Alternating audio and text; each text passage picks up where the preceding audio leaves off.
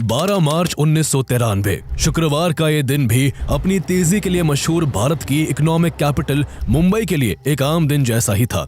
अपने कल से अनजान हर कोई अपने काम में बिजी था। किसी को अंदाजा भी नहीं था कि इस दिन मुंबई में ऐसी तबाही होगी जिसे कभी नहीं भुलाया जा सकेगा।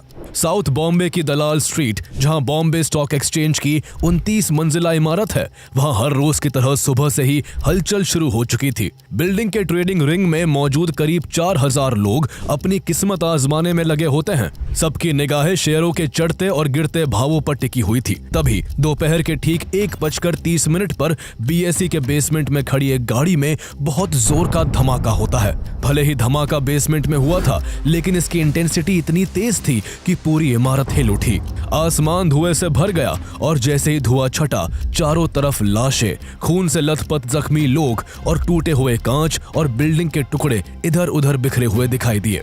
एक ही झटके में 84 लोग अपनी जान गंवा बैठे और 217 लोग बुरी तरह से घायल हो गए। लेकिन मौत की दर्दनाक कहानी यही खत्म नहीं होती, बल्कि ये तो अभी शुरुआत थी। मुंबई में इस दिन कुछ ऐसा होने वाला था जो इससे पहले कभी नहीं हुआ था। बॉम्बे स्टॉक एक्सचेंज की बिल्डिंग में हुए धमाके के ठीक 47 मिनट बाद आतंक का अगला निशाना मुंबई का बिजिएस्ट और हाईली पॉपुलेटेड कत्था बाजार बनता है। यहाँ खड़े एक स्कूटर में जोरदार धमाका होता है, जिसकी चपेट में आने से 5 लोगों की जान चली गई और कई लोग घायल हो गए। इसके बाद दोपहर के 2:30 बजे तीसरा धमाका शिवसेना भवन के करीब लकी पेट्रोल पंप पर होता है, जिसमें 4 लोग अपनी जिंदगी से हाथ धो बैठते हैं और दर्जनों लोग जख्मी हो जाते हैं।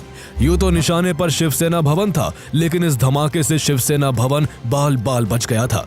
इससे पहले कि कोई कुछ समझ पाता, महज 3 मिनट बाद एयर इंडिया बिल्डिंग के सामने खड़ी एक कार में जबरदस्त विस्फोट होता है, जो कि दिन का चौथा धमाका था।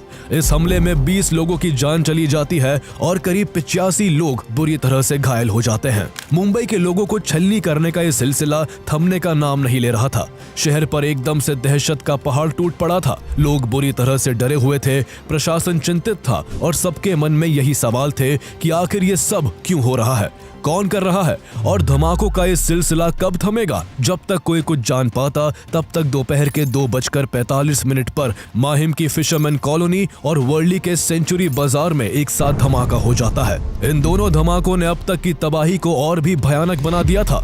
माहिम की सड़कें खून से लाल हो गई थी। लोग जान बचाने के लिए इधर से उधर भाग रहे थे। वर्ली के सेंचुरी बाजार में हुआ धमाका अब तक के सभी 6 धमाकों में सबसे बड़ा था। सेंचुरी बाजार में पासपोर्ट ऑफिस के पास से यात्रियों से खचाखच भरी बस गुजर रही थी। रास्ते में एक लावारिस जीप खड़ी थी। जैसे ही ये बस उस जीप के पास पहुंची, जीप में एक जोरदार धमाका हुआ। धमाके की चपेट में बस भी आ गई। धमाका होते ही बस गेंद की तरह हवा में उछल गई, सड़क पर गड्ढे हो गए और इसमें सवार सभी के सभी लोग ऑन द स्पॉट मारे गए। धमाका इतने जोर का था कि मारे गए लोगों के चेहरे भी पहचान में नहीं आ रहे थे।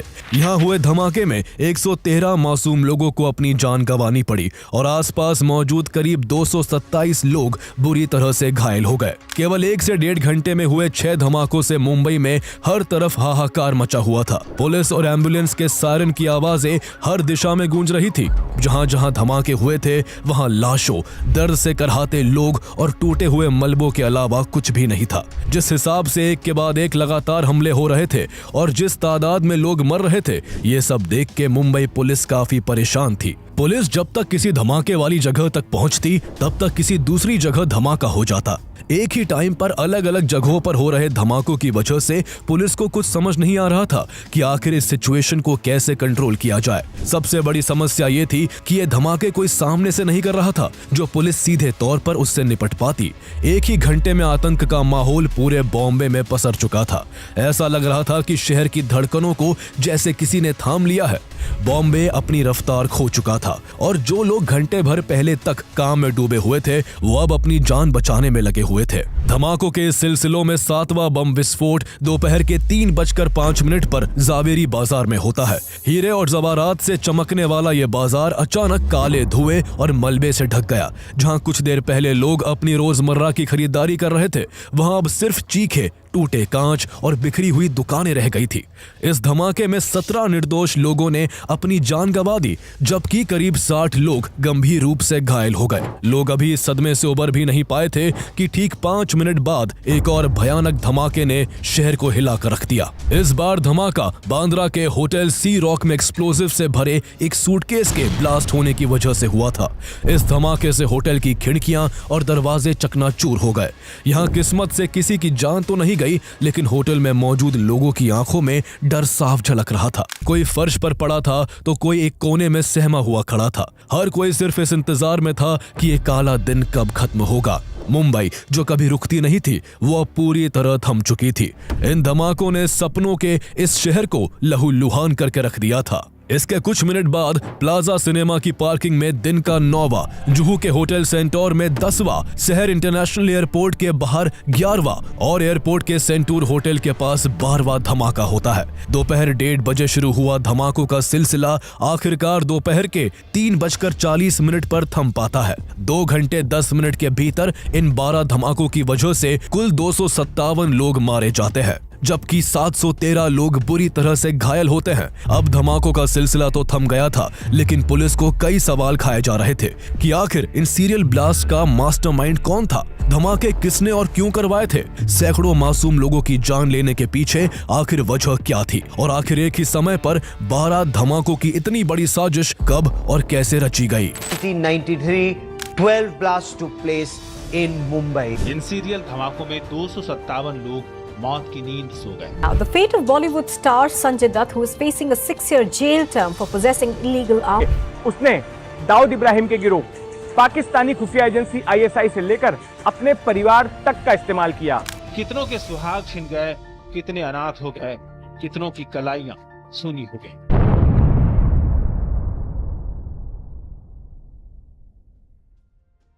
धमाकों के थम जाने के बाद इसकी जांच के लिए सरकार के आदेश पर बॉम्बे को 4 रीजन और 10 जोन में डिवाइड किया गया और हर रीजन के कमान DIG रैंक के ऑफिसर को सौंपी गई। मुंबई पुलिस की तरफ से DCP राकेश मारिया, अरूप पटनायक और कमिश्नर AS सामरा सबसे अहम भूमिका में थे। शाम तक धमाकों वाली जगहों की पुलिस तफ्तीश करती रही। 1-2 जगह को छोड़कर धमाका करने के लिए स्कूटर या कार का इस्तेमाल किया गया था। इसलिए पुलिस ने लोगों से अपील की कि कोई भी लावारिस वाहन दिखने पर उसकी खबर फौरन मुंबई पुलिस तक पहुंचाई जाए। इसके बाद 14 मार्च को पुलिस को दादर इलाके से एक लावारिस स्कूटर की खबर मिलती है। जब एंटी बॉम्ब स्क्वाड की टीम स्कूटर की जांच करती है तो स्कूटर की डिक्की में से उन्हें 12 किलो RDX मिलता है। इसका इस्तेमाल 12 मार्च को ही धमाके के लिए किया जाना था, लेकिन किस्मत से इसमें किसी वजह से धमाका नहीं हो पाया था। हालांकि ये स्कूटर बिना नंबर प्लेट के था, इसलिए स्कूटर के मालिक का पता नहीं चल सका। कुछ घंटे बाद पुलिस को वर्ली इलाके में एक लावारिस मारुति वैन के होने की खबर मिलती है। इस गाड़ी की जांच की गई तो इसमें भारी मात्रा में हैंड ग्रेनेड और AK-56 राइफल मिलते हैं। पुलिस इस गाड़ी के रजिस्ट्रेशन नंबर की जांच करवाती है तो पता चलता है कि ये गाड़ी माहिम इलाके की अल हुसैनी बिल्डिंग में रहने वाली रुबीना मेमन के नाम पर रजिस्टर्ड है। इसके बाद पुलिस सीधे अल हुसैनी बिल्डिंग जा पहुंचती है, लेकिन वहां रुबीना मेमन के घर पर ताला लगा हुआ था। ये घर रुबीना मेमन के brother in law Ibrahim Mushtaq Abdul Razak Memon का था, जो टाइगर मेमन के नाम से एक मशहूर स्मगलर था और पूरे परिवार के साथ इसी बिल्डिंग में रहा करता था। हमले के बाद पूरे मेमन परिवार का घर से गायब होने और उनकी कार से हथियार मिलने की वजह से पुलिस का शक मेमन परिवार पर गहरा जाता है। इसके बाद पुलिस अपनी जांच के लिए उस घर का दरवाजा तोड़ देती है और यहाँ मौजूद सब चीजों की बारीकी से जांच करने लगती है। इस जांच में मेमन के घर से पुलिस को कुछ चाबियां हाथ लगती है, जिसमें एक चाबी एक स्कूटर की भी होती है। पुलिस को शक था कि अगर इन धमाकों के पीछे टाइगर मेमन का हाथ था तो जरूर ये चाबी दादर में मिले लावारिस स्कूटर की हो सकती है। जैसे ही चाबी को स्कूटर में लगाया जाता है तो पुलिस का शक यकीन में बदल जाता है। वो चाबी उसी स्कूटर की थी। अब साफ था कि बॉम्ब ब्लास्ट में टाइगर मेमन और उसके परिवार का हाथ था। मुंबई पुलिस को मेमन फैमिली के घर पर रेड में एक कार्टन भी बरामद हुआ, जिस पर वाह नोबल इंडस्ट्रीज लिखा हुआ था। ये एक पाकिस्तानी फर्म थी जो एक्सप्लोजिव्स बनाती थी। पुलिस ने जब कड़ियों को जोड़ा तो साफ हो गया कि इस पूरी साजिश में पाकिस्तान का भी इन्वॉल्वमेंट था और धमाकों के लिए एक्सप्लोजिव्स पाकिस्तान से ही आया था। अब मुंबई पुलिस को धीरे धीरे पता चल रहा था कि इतने बड़े हमलों की साजिश को कितने बड़े लेवल पर प्लान किया गया था।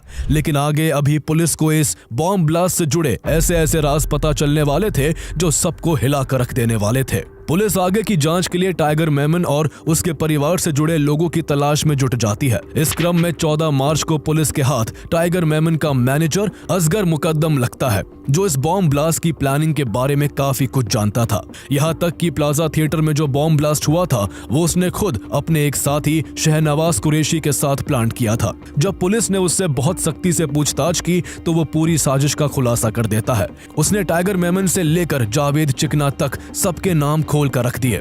उसने ये भी बताया कि 12 मार्च की उस दोपहर सी रॉक, जुहू सेंटोर और एयरपोर्ट सेंटोर में बॉम्ब्स रखने वो खुद अपने कजिन शोएब गंजर, परवेज शेख, अनवर थेबा और मुश्ताक तरानी के साथ गया था। इसी बीच पुलिस के हाथ टाइगर मेमन का एक और करीबी बादशाह खान लगता है, जिसका असली नाम जान खान उस्मान खान होता है।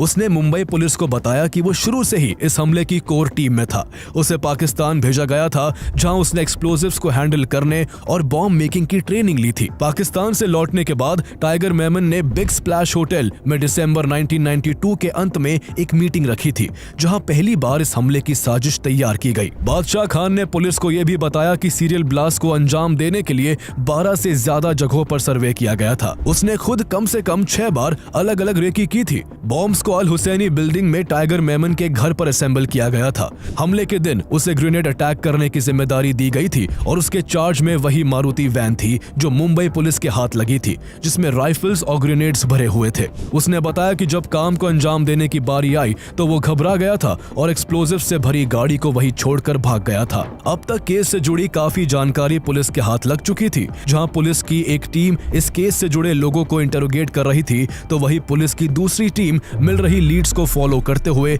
जगह जगह छानबीन कर रही होती है। 23 मार्च को पुलिस के हाथ जावेरी बाजार के पास शेख मेमन स्ट्रीट पर कुछ बड़े सूटकेस हाथ लगते हैं, जिनमें 12 AK-56 राइफल्स, 195 हैंड ग्रेनेड्स और बहुत सारी 5mm पिस्टल्स होती हैं। इसके 3 दिन बाद पुलिस को मुंब्रा इलाके में एक घर से RDX से भरे हुए कई बैग्स मिलते हैं, जिनका कुल वजन 1500 किलो था। एक्सप्लोजिव मिलने का सिलसिला यही खत्म नहीं होता। इसके बाद पुलिस नगला बंदर से भी RDX से भरी बोरी बरामद करती है, जिनका कुल वजन करीब 2000 किलो होता है। इतना ज्यादा RDX देखकर पुलिस महकमे में हड़कंप मचा हुआ था। इससे पहले देश में कभी इतनी मात्रा में RDX नहीं बरामद हुआ था। हैरानी की बात यह थी कि एक्सप्लोजिव्स अगर ब्लास्ट हो जाते तो इनका परिणाम उन धमाकों से भी घातक होता जो 12 मार्च को हुए थे। अब तक की जांच में पुलिस ने इस केस से जुड़े कई लोगों को अरेस्ट कर लिया था, जिनसे पूछताछ में साफ साफ पता चल रहा था कि इन धमाकों की साजिश में पाकिस्तान और ISI का बहुत बड़ा रोल था।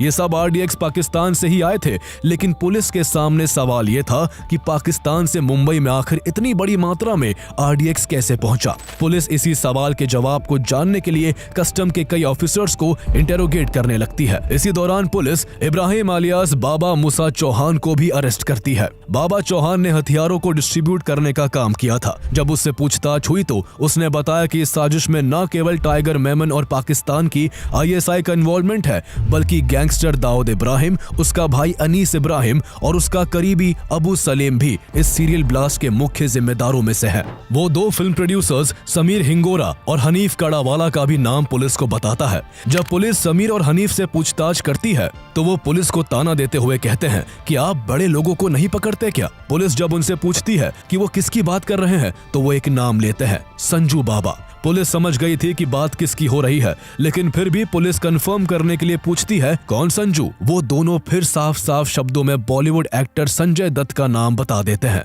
जब ये खबर बाहर आती है तो सब लोग हैरान रह जाते हैं। उस समय संजय दत्त मॉरिशस में एक फिल्म की शूटिंग कर रहे थे और इस जांच की खबर उन तक भी पहुंच गई थी। उन्होंने और उनके पिता सुनील दत्त ने पुलिस को भरोसा दिलाया कि वो हर तरह से पुलिस के साथ कोऑपरेट करेंगे। जैसे ही 19 अप्रैल को वो इंडिया वापस लौटे, उन्हें मुंबई एयरपोर्ट से पुलिस ने हिरासत में ले लिया। DCP राकेश मारिया ने खुद संजय दत्त से पूछताछ की। संजय दत्त ने शुरू में केवल यही कहा कि उन्होंने कुछ भी नहीं किया है। राकेश मारिया उनके जवाब से गुस्से से भर उठे। राकेश मारिया को इस केस की जांच करते हुए 1 महीने से भी ज्यादा हो चुका था और अब उनके सब्र का बांध टूट चुका था। उन्होंने गुस्से में एक बहुत तेज चाटा संजय दत्त के गाल पर चढ़ दिया। संजय दत्त जो पहले से ही काफी डरे हुए थे वो अब रोने लगे। इसके बाद उन्होंने राकेश मारिया को सब बता दिया। फिल्म प्रोड्यूसर्स समीर हिंगोरा और हनीफ काड़ावाला ने उनके बारे में जो जानकारी दी थी उन्होंने वो सब कबूल कर लिया। संजय दत्त को हमले से कई दिन पहले अनीस इब्राहिम के कहने पर बहुत सारी राइफल्स, ग्रेनेड्स और पिस्टल्स भेजी गई थी,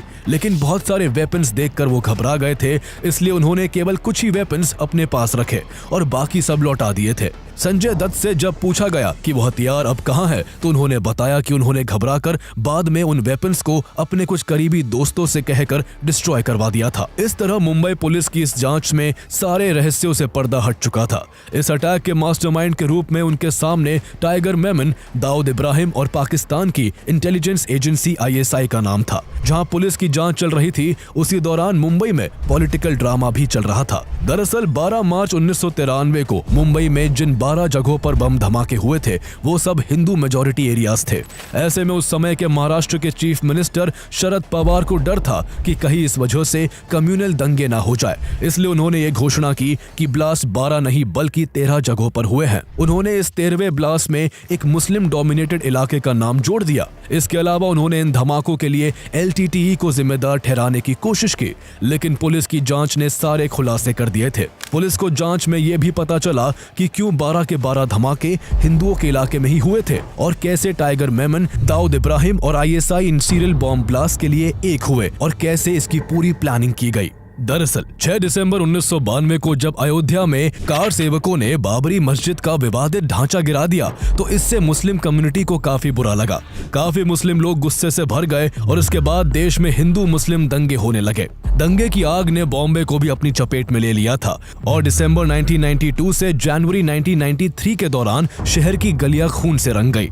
लोगों के मकान जला दिए गए और दुकानें लूट ली गई। हिंदू और मुस्लिम कम्युनिटीज के बीच गहरी दरार पड़ चुकी थी और इन दंगों में दोनों तरफ से सैकड़ों लोग मारे गए। एक दंगे के दौरान दंगाइयों ने टाइगर मेमन की तिजारत इंटरनेशनल कंपनी का ऑफिस भी आग के हवाले कर दिया।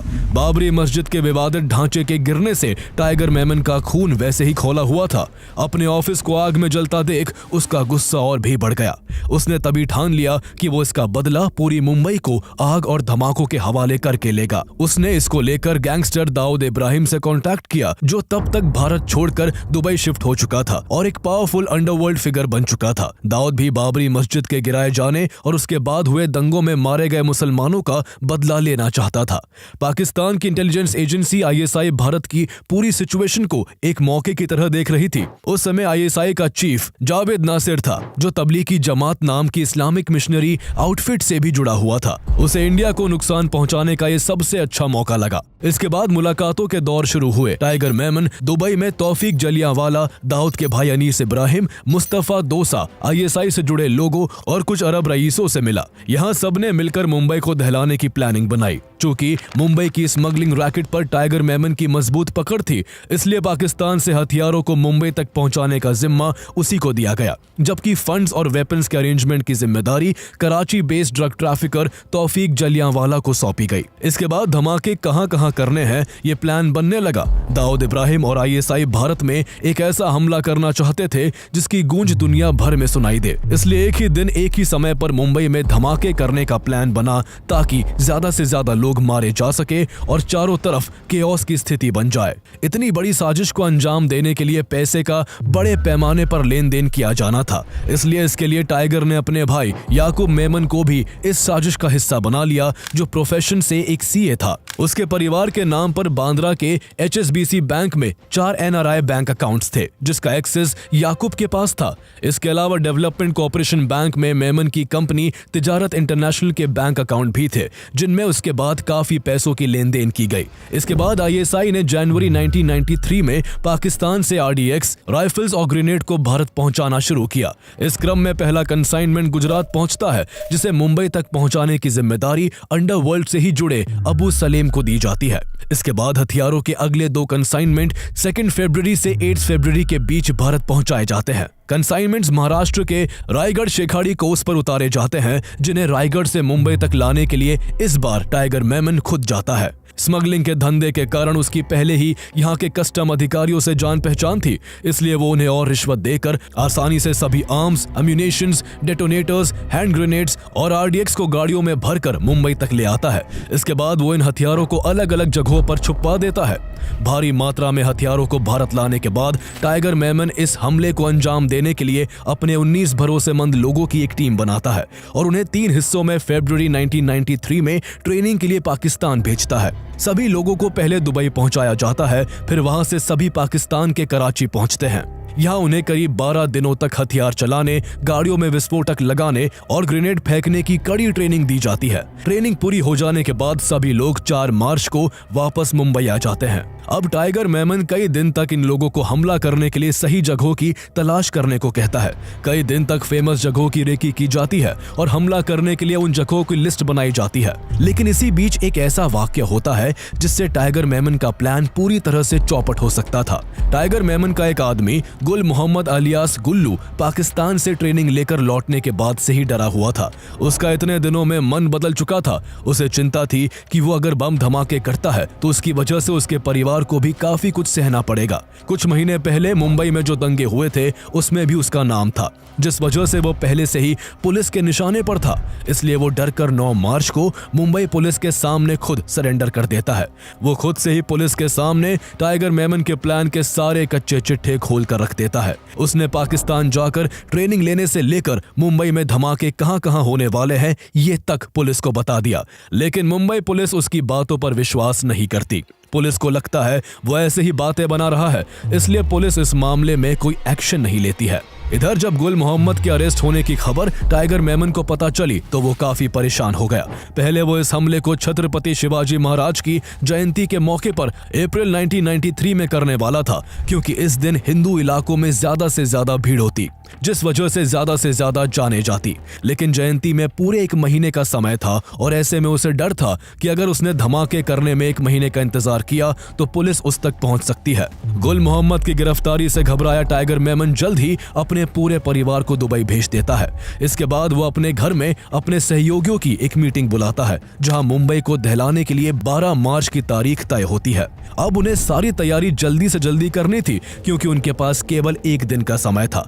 उसके सभी साथी छुपा कर रखे आरडीएक्स, ग्रेनेड और राइफल को कलेक्ट करके टाइगर मेमन के घर की गैराज में पहुंचाते हैं। फिर वेपन और एक्सप्लोजिव को स्कूटर, वैन और सूटकेस में फिक्स किया जाता है। 12 मार्च की सुबह सभी गाड़ियों को अलग अलग जगह पार्क कर दिया जाता है। इसके बाद 12 मार्च 1993 की दोपहर अलग अलग जगहों पर बम ब्लास्ट होने लगते हैं। महज 2 घंटे 10 मिनट में मुंबई 12 जोरदार धमाकों से दहल उठता है। पुलिस का गुल मोहम्मद की बातों पर विश्वास न करना मुंबई के लोगों को बहुत भारी पड़ता है और इस हमले में 257 लोग अपनी जान गंवा बैठते हैं। लेकिन टाइगर मेमन, दाऊद इब्राहिम और आईएसआई का प्लान केवल यही तक सीमित नहीं था। आईएसआई ने सिर्फ टारगेट लिस्ट बनाने, एक्सप्लोजिव्स, फाइनेंसेस और ट्रेनिंग देने तक ही मदद नहीं की थी, बल्कि इससे भी खतरनाक फेज 2 को अंजाम देने की तैयारी थी। इस फेज के तहत सभी गैंगस्टर्स को बम धमाकों के बाद राइफल्स और हैंड ग्रेनेड लेकर महाराष्ट्र गवर्नमेंट के एडमिनिस्ट्रेटिव हेडक्वार्टर्स, मंत्रालय, शिवसेना भवन और बीएमसी बिल्डिंग जैसी जगहों में घुसकर गवर्नमेंट ऑफिशियल्स और बड़े बड़े नेताओं को मारना था। आईएसआई ने दाऊद की डी कंपनी के स्मगलिंग नेटवर्क का इस्तेमाल करते हुए भारी मात्रा में rifles, 40,000 rounds of ammunition and 450 hand grenades Bharat पहुंचाए थे। लेकिन ये फेज तब फेल हो गया जब वेपन्स ट्रेनिंग ले चुके टाइगर मेमन के गुंडे बम धमाकों के बाद घबरा गए और पकड़े जाने के डर से उनमें से कई शहर छोड़कर भाग गए। मुंबई पुलिस ने जी तोड़ मेहनत के बाद इस हमले के लिए जिम्मेदार लोगों का पता लगा लिया था। इसलिए 4 नवंबर 1993 को मुंबई पुलिस ने 10,000 पेजेस की प्राइमरी चार्जशीट फाइल की, जिसमें 189 लोग अक्यूज थे। 15 दिन बाद इस हमले की और अच्छे से जांच के लिए इस केस को सीबीआई को ट्रांसफर कर दिया गया। करीब 1.5 साल की सीबीआई इन्वेस्टिगेशन के बाद अप्रैल 1995 में terrorist and disruptive act TADA court ने इस केस की सुनवाई करते हुए 26 अक्यूज को निर्दोष मानते हुए हुए इस केस से डिस्चार्ज कर दिया। इस दौरान 100 से ज्यादा लोग अरेस्ट किए जा चुके थे। टाइगर मेमन के छोटे भाई याकूब मेमन को भी 1994 में पुलिस ने काठमांडू एयरपोर्ट से अरेस्ट कर लिया था, जो हमले के वक्त दुबई और फिर पाकिस्तान में छिपकर बैठा हुआ था। इसके बाद अबू सलेम को भी पकड़ लिया गया, जो पुर्तगाल की जेल में बंद था। पुर्तगाल की सरकार ने उसे 2005 में इस कंडीशन पर इंडिया को सौंपा था कि उसे कभी फांसी की सजा ना दी जाए। इस तरह इस अटैक के जिम्मेदार कई लोग तो पकड़ लिए गए थे, लेकिन इस हमले के सबसे बड़े दोषी टाइगर मेमन और दाऊद इब्राहिम बहुत कोशिशों के बाद भी पुलिस के हाथ नहीं लग सके। जहां टाइगर मेमन ने खुद को विदेश के किसी कोने में छिपा लिया, तो वहीं दाऊद इब्राहिम अपने साथियों के साथ मुंबई अटैक के तुरंत बाद दुबई से पाकिस्तान भाग आया और पाकिस्तान ने उसे भारत से बचाने में भरपूर मदद की। इसके बाद कोर्ट में कई सालों तक इस केस का ट्रायल चलता रहा और सितंबर 2006 में टाडा कोर्ट ने अपना फैसला सुनाया। टाडा कोर्ट जज प्रमोद कोडे ने 100 आरोपियों को दोषी ठहराया। इन 100 दोषियों में से 99 को सजा सुनाई गई, जबकि एक आरोपी को probation of offenders act POA के तहत रिहा कर दिया गया। कोर्ट ने 11 लोगों को डेथ पेनल्टी दी थी, जिसमें याकूब मेमन का भी नाम था। कोर्ट ने उसे इस हमले के मेन कॉन्स्पिरेटर में से एक माना था। याकूब मेमन समेत 11 के 11 लोगों ने टाडा के डेथ पेनल्टी के फैसले को सुप्रीम कोर्ट में चैलेंज किया। सुप्रीम कोर्ट ने याकूब मेमन का डेथ सेंटेंस बरकरार रखा, जबकि बाकी के 10 की डेथ पेनल्टी को लाइफ इम्प्रिजनमेंट में बदल दिया। इस तरह याकूब मेमन को फांसी होनी थी, जबकि टोटल 20 लोगों को उम्र कैद की सजा मिलनी थी। बाकी मुजरिमों को 2 साल की जेल से लेकर 14 साल की कैद की सजा दी गई। संजय दत्त को भी अपने घर में इलीगल वेपन्स रखने के जुर्म में 5 साल की सजा सुनाई गई। संजय दत्त का जो केरसी आदाजीनिया नाम का दोस्त था, जिसने उनके वेपन्स को उनके कहने पर डिस्ट्रॉय किया था, उन्हें भी 2 साल की सजा सुनाई गई। हालांकि इसे बाद में 1 साल कर दिया गया। कोर्ट ने कस्टम ऑफिसर्स RK सिंह, जयवंत गौरव, मोहम्मद सुल्तान सैयद और सुधानवा तलवेदकर को भी सजा सुनाई। साथ ही मुंबई पुलिस के विजय पाटिल, अशोक नारायण मुनेश्वर, PM महादिक, रमेश माली और SY पालिशकर को भी इस मामले में दोषी मानते हुए सजा सुनाई गई। इन सब पर एक्सप्लोजिव को भारत तक लाने और इसे महीने तक छिपा कर रखने में गैंगस्टर्स की मदद करने का आरोप था। याकूब मेमन ने अपनी फांसी रुकवाने की काफी कोशिश की। उसने प्रेसिडेंट प्रणब मुखर्जी के पास भी अपनी जान बख्शने की गुहार लगाई, लेकिन कोई फायदा नहीं हो सका और प्रणब मुखर्जी ने याकूब की मर्सी पिटीशन को रिजेक्ट कर दिया। भारतीय लोग इस फैसले से काफी खुश थे, लेकिन देश में कुछ लोग ऐसे भी थे जो याकूब को फांसी पर लटकते हुए नहीं देखना चाहते थे। इनमें से एक नाम बॉलीवुड एक्टर सलमान खान का नाम भी था, जिन्होंने ट्विटर पर याकूब की फांसी को गलत करार दिया। इसके बाद अलग अलग फील्ड के 40 पॉपुलर लोगों ने प्रेसिडेंट के पास कॉमन लेटर लिखकर याकूब की फांसी को रोकने की अपील की, लेकिन इस बार भी प्रणब मुखर्जी ने इस पर गौर नहीं किया, जिसके बाद याकूब मेमन को 30 जुलाई 2015 को सुबह 6:35 पर नागपुर सेंट्रल जेल में फांसी दे दी गई। संयोग से याकूब मेमन का उस दिन जन्मदिन भी था। उसका जन्मदिन ही उसकी जिंदगी का आखिरी दिन बन गया। इस तरह याकूब मेमन को जरूर फांसी दी गई, लेकिन इस हमले के मास्टरमाइंड टाइगर मेमन और दाऊद इब्राहिम समेत 27 लोग अब भी पुलिस की पकड़ से बाहर खुली हवा में सांस ले रहे हैं।